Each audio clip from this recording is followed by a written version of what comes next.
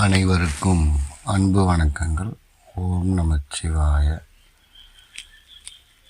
இந்த குண்டலினி யோகம் தொடர்பான 4-5 வீடியோக்களை நீங்கள் தொடர்ந்து ஆர்வத்துடன் காண்பது மிகுந்த மகிழ்ச்சி அளிக்கிறது. இந்த தருணத்தில் ஒரு முக்கியமான விஷயத்தை உங்களுடன் பகிர்வதற்காகத்தான் இந்த காணொளி. அது என்னன்னா, இந்த தியானம் பண்ணுறோம் அல்லது யோக சாதனங்கள் பண்ணுறோம். இதை நாம் செய்யும்போது நாம் கடைபிடிக்க வேண்டிய சில விஷயங்கள் அப்படின்னு கொஞ்சம் இருக்குது. அதை முதல்ல நம்ம தெரிஞ்சுக்கணும். தெரிஞ்சு அதுக்கேற்ற மாதிரி நம்மளை நாம் கொஞ்சம் மாற்றிக்கணும். அப்படி பண்ணும்போது நாம் செய்யக்கூடிய தியானமும் யோக சாதனங்களும் எளிதாக நமக்கு கைகூடும். தொடர்ந்து நாம் அதில் பயணிக்க மிகவும் உறுதுணையாக இருக்கும். என்ன பண்ணணும் அப்படின்னா, முதல்ல எந்த ஒரு தியானமும் அல்லது யோக சாதனமும் செய்ய தொடங்குவதற்கு முன் அதை ரொம்ப எளிதாக எடுத்துக்கக்கூடாது. இப்போ காலை மாலை 2 வேளை விடாமல் செய்யணும் அப்படின்னு நம்ம சொல்கிறோம். அப்படின்னா அந்த காலை மாலையை விடாது செய்யணும் அப்படின்றது அந்த டைமிங் நீங்கள் சரியாக கடைப்பிடிக்கணும். அப்படி கடைப்பிடிச்சிங்கன்னா அதில் நல்ல ஒரு பயன்கள் கிடைக்கும். காரணம் என்ன அப்படின்னா, நாம் இந்த ஒரு நாள் என்ற 24 மணி நேரத்தில் 12 மணி நேரத்திற்கு ஒரு முறை நம்மளுடைய உடலையும் மனதையும் புதுப்பிக்கிறோம். இந்த தியானம் முடிந்து நம்ம இயல்பு நிலையில் இருக்கும் பொழுது நாம் செய்யும் காரியங்கள், நம்மை சுற்றி நடக்கும் நிகழ்வுகள், நம்மளுடைய எண்ண அலைகள், இவைகளை எல்லாத்தையும் திரும்ப என்ன பண்ணுறோன்னா சரி பண்ணி நாம் உயர்ந்த நிலையை அடைவதற்கான நிலையை நோக்கி நகர்றோம். அந்த வழிகாட்டுதலின்படி அது எப்படின்னா 12 மணி நேரத்துக்கு ஒரு தடவை நம்ம மனதுக்குள் இருக்கக்கூடிய குப்பைகளை சுத்தம் செய்யறதுக்கு உண்டான வேலை தான் இந்த தியான நேரங்கள், யோக சாதன நேரங்கள் தான். ஸோ அதை நம்ம தொடர்ந்து செய்யும்போது தான் நமக்கு புது விதமான அனுபவங்களும் நிகழ்வுகளும் நமக்கு உணர ஆரம்பிக்கும். அப்போ அதை தொடர்ந்து நம்ம செய்யணும். அப்போ தான் நமக்கு அதுக்கு உண்டான பயன் கிடைக்கும்.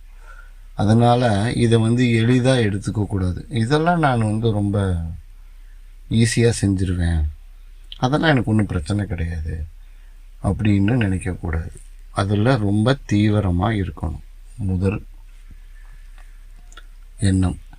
2வது எண்ணம் அப்படின்னா என்னன்னு கேட்டிங்கன்னா, ஒரு சாதனம் நம்ம இது தான் செய்ய போகிறோம், இது சரியாக இருக்கும் என்ற எண்ணத்தில் கொஞ்ச நாள் நம்ம செய்வோம்.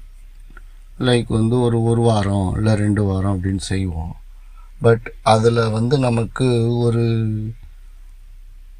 எந்தவித அனுபவங்களும் கிடைக்காத மாதிரியாக நம்ம உணர்வோம்.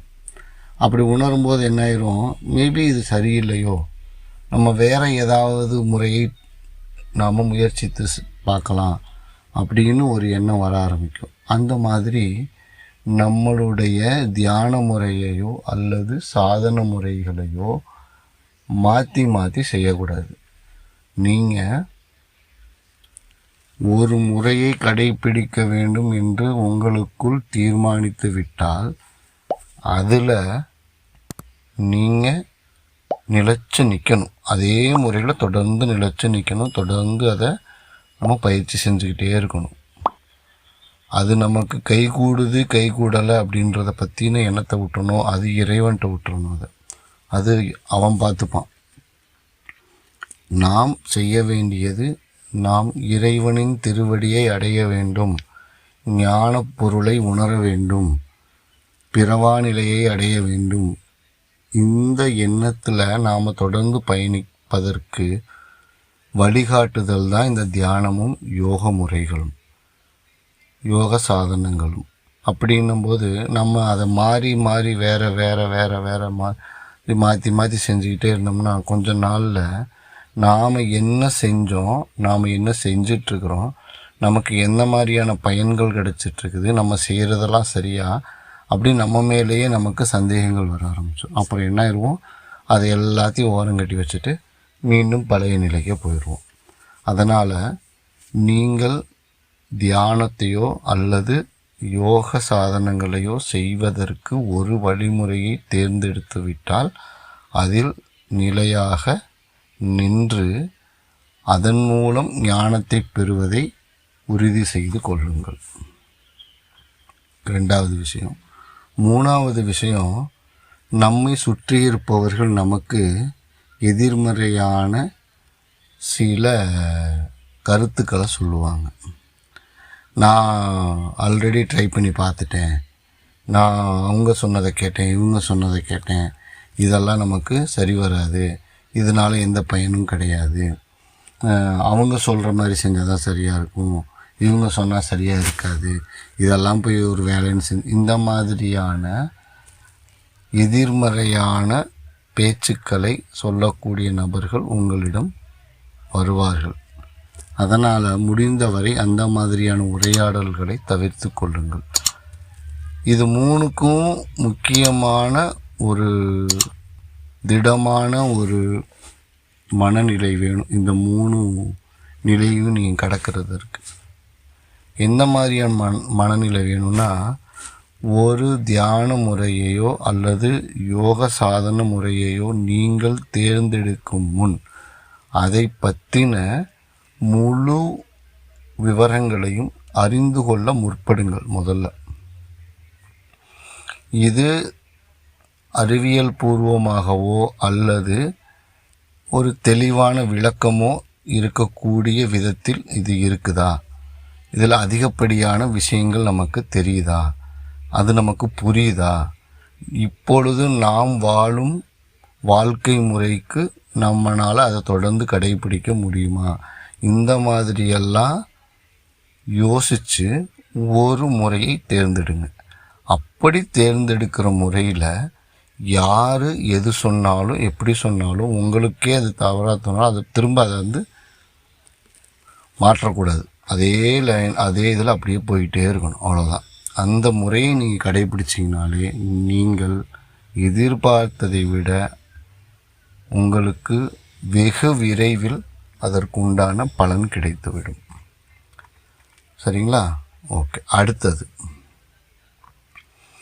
இப்போது இந்த தியானம் செய்கிறதுக்கோ இல்லை இந்த யோக சாதனங்கள் செய்வதற்கோ நமக்கு 2 விஷயம் தேவை. ஒன்று, அதை செய்வதற்கான திடமான மனநிலை. 2, அதை செய்யக்கூடிய கருவியான நமது உடல். இதுக்கு முன்னால் சொன்னதெல்லாமே திடமான மனநிலையை நாம் உருவாக்கி கொள்வதற்காக சொல்லப்பட்டது. இப்போ சொல்ல போகிறது, இந்த கருவியை உபயோகித்து தான் நாம் அந்த விஷயங்கள் எல்லாம் செய்யணும். அப்போ இந்த கருவியை நாம் சரியான முறையில் தயார் பண்ணி வச்சுக்கணும் இல்லையா? அது எப்படி பண்ணுறது? இப்போ எப்படி நம்ம ஒரு ஓட்டப்பந்தயத்துக்கு போகணும் அப்படின்னா அதுக்கு முன்னால் நம்ம தொடர்ந்து பல பயிற்சிகளை செஞ்சு நம்ம உடம்பை சரியான நிலையில் வச்சுக்கிறோம்.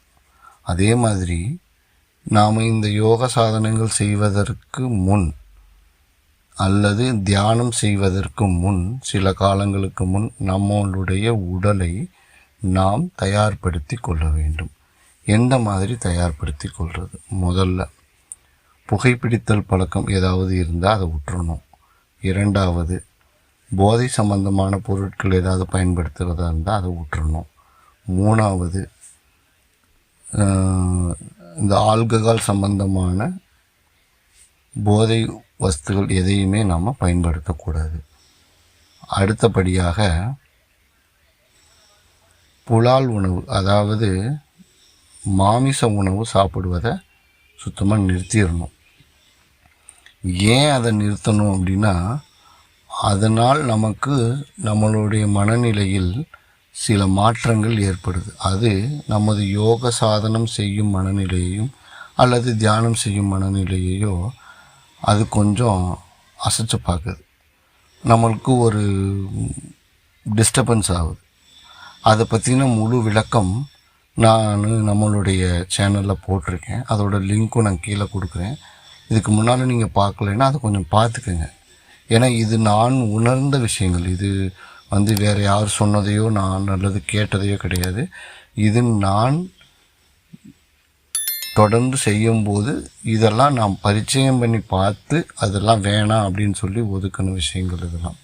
ஸோ அதனால் நீங்கள் அதை கொஞ்சம் தெளிவாக தெரிஞ்சுக்கிட்டு இதை பண்ணுங்கள். அதுக்கப்புறமா இதெல்லாம் விட்டதுக்கப்புறமா நம்ம சாப்பிடும் முறைகள் இருக்கு இல்லையா, முடிந்தவரை எளிதாக ஜீரணிக்கக்கூடிய உணவு பதார்த்தங்களை நாம் சாப்பிட்டு பழகணும். அதில் அதிகப்படியான காரமோ அதிகப்படியான உப்பு அல்லது இந்த ரோட்டு கடைகள்லாம் இந்த ஃபாஸ்ட் ஃபுட்டு இந்த மாதிரிலாம் இருக்கு இல்லைங்களா, அந்த மாதிரியான உணவுகளை தவிர்த்து கொள்ளுங்கள். ஜங்க் ஃபுட்டு சாப்பிட்றது தவிர்த்துருங்க. இந்த மாதிரியான விஷயங்கள்லாம் தவிர்த்துட்டு முடிந்தவரை எளிமையாக செரிக்கக்கூடிய உணவு பதார்த்தங்களை எடுத்துக்கோங்க. அதுக்கப்புறமா இதெல்லாம் ஒரு வழி நம்ம கொஞ்சம் ரெடி பண்ணிக்கிட்டு இந்த இப்போ நிறையா செக்கில் ஆட்டுற எண்ணெய்கள்லாம் கிடைக்குது இல்லையா, அது மாதிரி 2-3 நல்லா விசாரித்து நீங்கள் இருக்கக்கூடிய பகுதியிலேயே நல்ல தரமான எண்ணெய் செக்கில் ஆட்டி கொடுக்குற கலப்படம் இல்லாத எண்ணெயை பார்த்து விளக்கெண்ணெய் கொஞ்சம் வாங்கிக்கோங்க. தினமும் இரவு சாப்பிட்டு முடிச்சுட்டு ஒரு அரை மணி நேரம் கழித்து டெய்லி 2 ஸ்பூன்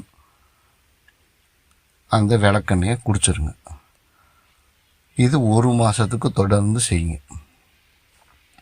ஒரு வாரம் 10 நாளைக்கு பயங்கரமான வயிற்றுப்போக்கு இருக்கிற மாதிரி இருக்கும்.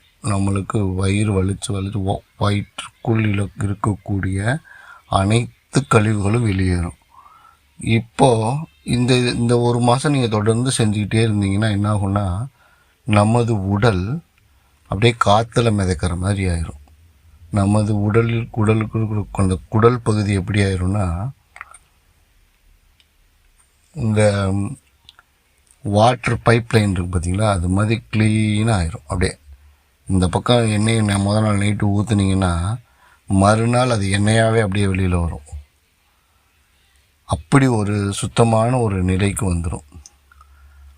அப்படி வந்ததுக்கப்புறம் நாம் இந்த தியானத்தையும் இந்த யோக சாதனைகளையும் செய்ய ஆரம்பிக்கும்போது நமக்கு அதிகப்படியான பலன்கள் கிடைக்கும்.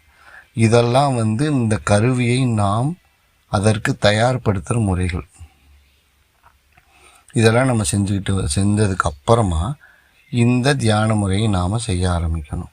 ஏன்னா இன்றைய வாழ்க்கை முறை நாம் நினச்ச மாதிரி கிடையாது. அந்த காலத்தில் நமது முனிவர்களும் சித்தர்களும் யோகிகளும் இருக்கும் பொழுது இயற்கையை சார்ந்து வாழ்ந்தாங்க. இயற்கையாக கிடைக்கக்கூடிய உணவுகளை உண்டு அவர்கள் பல சாதனங்களையும் யோகங்களையும் தியானங்களையும் செய்து இறைவனடி சேர்ந்தார்கள், உயரிய ஞானம் பெற்றார்கள். இன்றைய சூழ்நிலையில் அப்படிப்பட்ட ஒரு வாழ்வியல் அமைப்பு இல்லை. அப்போ நாம் தான் அதுக்கு நாம் தயாராகிக்கணும். அதை நாம் தயார்படுத்திக்கிட்டு அதிலிருந்து நாம் வாழ்க்கையில் பலவித பயிற்சிகளை செய்து உயர்நிலையை அடைய வேண்டும். ஸோ இதை புரிஞ்சுக்கிட்டோம்னா நமக்கு இந்த தியான முறையும் யோக சாதனை முறையும் விரைவாக நமக்கு கைகூடும். இதில் ஏதாவது உங்களுக்கு சந்தேகங்கள் இருந்தால் நீங்கள் என்கிட்ட கேளுங்க. நான் அதற்கு எனக்கு தெரிந்த விளக்கங்களை நான் அளிக்க தயாராக உள்ளேன். அனைவருக்கும் நன்றி, வணக்கம். திருச்சிற்றம்பலம்.